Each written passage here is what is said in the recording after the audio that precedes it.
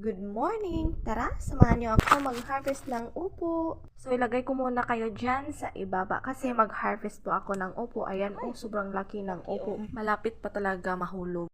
Ayan! I-flex ko lang muna to. Ayan, oh. Ayan. Ayan. Ayan pa. Ayan pa. Diba ang ganda? Ayan. Ang ganda. Pati ako maganda.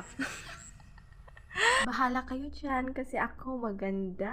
Ayan, happy na naman si Inday kasi nakapag-harvest na naman ng mga upo.